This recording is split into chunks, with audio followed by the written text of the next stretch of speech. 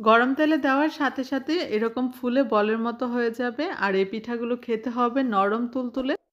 সিদ্ধ চালের গুঁড়া দিয়ে বানিয়ে দেখাবো এরকম নরম তুলতুলে ফুলকো তেলেপিঠা। এরকম ফুলকো তেলেপিঠা বানাতে হলে পুরো ভিডিওটি স্কিপ না করে দেখে নেবেন। আর আমার চ্যানেলটা সাবস্ক্রাইব করে পাশে থাকা বেল আইকনে ক্লিক করে রাখবেন পরবর্তী রেসিপি পাওয়ার জন্য। চুলায় একটা হাঁড়ি বসিয়ে দিলাম। হাঁড়ির মাঝে দিয়ে দিব পানি 1 কাপ পরিমাণ। পানি দেওয়ার পর এর মাঝে অ্যাড করে দিব চিনি। আর এখানে আমি চিনিও দিয়ে দিব 1/2 কাপ পরিমাণ। চিনি দেওয়ার পর এখানে আমি খেজুরের গুড় দিয়ে দিব 1 কাপ পরিমাণ। খেজুরের গুড়গুলো আমি একটু ছুরি দিয়ে এরকম ছোট করে কেটে নিয়েছি যেন খুব তাড়াতাড়ি পানির সাথে মিশে যায়। এখন আমি নেড়েচেড়ে খুব ভালো করে পানির সাথে গুড়টাকে মিশিয়ে নিব। আর জাল করে নিব একটা বলক উঠে আসা পর্যন্ত। খুব বেশি জাল করে একদম পানিটা ঘন করার কোনো দরকার নেই। যখন পানির মাঝে একটা বলক উঠে আসবে আর গুড়গুলোও খুব ভালোভাবে পানির সাথে মিশে যাবে, তখন আমি পানিটাকে উঠিয়ে ডেকে রেখে দিব। আর পানিটা কিন্তু একদম গরম থাকা লাগবে, ঠান্ডা করা যাবে না। এখন আমি উঠিয়ে ঢাকনা দিয়ে ডেকে সাইডে রেখে দিব। তেলের পিঠা বানানোর জন্য আমি এখন ব্যাটার বানিয়ে নিব। তার জন্য এখানে নিয়ে নিব 2 কাপ পরিমাণ সিদ্ধ চালের গুঁড়া। আর এই চালের গুঁড়াটা আমি ফ্রিজে রেখে দিয়েছিলাম। ফ্রিজ থেকে বের করে আমি সাথে সাথে এখন পিঠা বানানোর জন্য ব্যাটার তৈরি করে নিব। 1/2 কাপ পরিমাণ ময়দা দিয়ে দিলাম। ময়দাটাকে একটু চালনি দিয়ে চেলে দিব। ময়দা দেওয়ার কারণে পিঠাগুলো অনেক বেশি সফট হবে। আপনি 2 দিন পর্যন্ত রেখে খেতে পারবেন, শক্ত হয়ে যাবে না। লবণ দিয়ে দিলাম স্বাদ মতো। আর এখানে আমি গুঁড়া দুধ দিয়ে দিব এরকম 10 টাকা দামের একটা প্যাকেট। গুঁড়া দুধের পরিবর্তে আপনারা চাইলে এখানে কোরানো নারকেলও দিয়ে দিতে পারেন। একটা হ্যান্ড উইক্স দিয়ে আমি সবকিছু খুব ভালো করে একটু মিশিয়ে নিব। মিশিয়ে নেওয়ার পর এখন এর মাঝে অ্যাড করে দিব চিনি আর গুড়ের যে মিশ্রণটা তৈরি করে রেখেছিলাম সেটা। গুড়ের মিশ্রণ যদি ঠান্ডা হয়ে যায় আপনারা গরম করে তারপর ব্যাটার তৈরি করবেন। এতে করে ব্যাটারটা পারফেক্ট হবে আর পিঠাগুলোও সফট হবে। গুড়ের মিশ্রণটা গরম হওয়ার কারণে আমি একটা হ্যান্ড উইক্স দিয়ে খুব ভালো করে মিশিয়ে নিচ্ছি। আর এই কাজটা কিন্তু একটু ভালো করেই করতে হবে। প্রথমে অল্প অল্প করে গুড়ের মিশ্রণ দিয়ে এভাবে বিট করে নিতে হবে কিছুক্ষণ পর্যন্ত। ভিডিওটি স্কিপ না করে পুরো ভিডিওটি দেখবেন। আর আমি যেভাবে ব্যাটার তৈরি করতেছি আপনারা একইভাবে ব্যাটার তৈরি করে পিঠা বানাবেন। দেখবেন আপনাদের পিঠেও এরকম ফুলকো আর সফট হবে।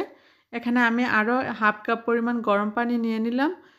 ব্যাটারটা একটু ঘন হয়ে গিয়েছে, তার জন্য আমি আরও 1/2 কাপ পরিমাণ গরম পানি দিয়ে ব্যাটারের সাথে ভালো করে মিশিয়ে নিব। ব্যাটারে যদি পানি অ্যাড করার দরকার হয় তাহলে কিন্তু গরম পানি অ্যাড করতে হবে, ঠান্ডা পানি অ্যাড করা যাবে না। গরম পানি অ্যাড করার পর আমি খুব ভালো করে 5 মিনিটের মতো বিট করে নিয়েছি। যাদের কাছে বিটার নেই তারা কিন্তু চামিচ দিয়েও এভাবে একটু ফেটিয়ে নিতে পারেন। পিঠা বানানোর আগে এইভাবে ফেটিয়ে নেওয়াটা কিন্তু একটু জরুরি। আমি ব্যাটারের ঘনত্বটা দেখিয়ে দিচ্ছি যে ব্যাটারের ঘনত্বটা কীরকম হবে। আপনারা দেখিয়ে কিন্তু বুঝতে পারতেছেন যে ব্যাটারের ঘনত্বটা একদম পারফেক্ট আছে। আর যদি শুকনো চালের গুঁড়া দিয়ে আপনারা পিঠা বানান তাহলে আধা ঘন্টার জন্য রেস্টে রেখে তারপর পিঠাগুলো বানিয়ে নেবেন। চুলায় আমি প্যান বসিয়ে তেল খুব ভালো করে গরম করে নিয়েছি। আর তেলটা প্রথমে খুব ভালো করে গরম করে তারপর পিঠার জন্য ব্যাটার দিতে হবে। তেল যদি গরম না হয় তাহলে কিন্তু পিঠা তেলে দেওয়ার পর ফুলবে না আর ভিতরে তেল ঢুকে যাবে। একটু বড় প্যানে যদি আপনি তেলটা গরম করেন তাহলে কিন্তু একসাথে অনেকগুলো করে পিঠা বানাতে পারবেন।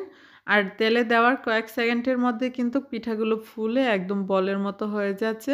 দেখতে কিন্তু মাশাআল্লাহ অনেক বেশি সুন্দর লাগছে। এরকম ফুলকো আর নরম তেলের পিঠা বানাতে হলে ব্যাটার কিন্তু পারফেক্টভাবে বানাতে হবে। তো আপনারা আমি যেভাবে ব্যাটার বানিয়েছি ঠিক একইভাবে ব্যাটার বানাবেন, তাহলে এরকম বলের মতো ফুলকো নরম তেলের পিঠা বানাতে পারবেন। আজকে আমি এই তেলের পিঠাগুলো খেজুরের গুড় দিয়ে বানিয়েছি। আপনারা চাইলে কিন্তু চিনি দিয়েও বানাতে পারবেন একই রেসিপি ফলো করে।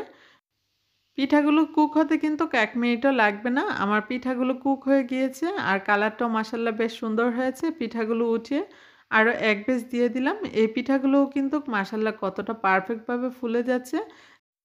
1 মিনিটের মাঝে কিন্তু আপনি অনেকগুলো পিঠা বানিয়ে নিতে পারবেন। তেলের পিঠার উপর দিয়ে একটু ভাজা হলে সেটা খেতে বেশি ভালো লাগে আমার কাছে। আপনারা আপনাদের পছন্দ মতো কালার করে পিঠাগুলো বানিয়ে নিবেন।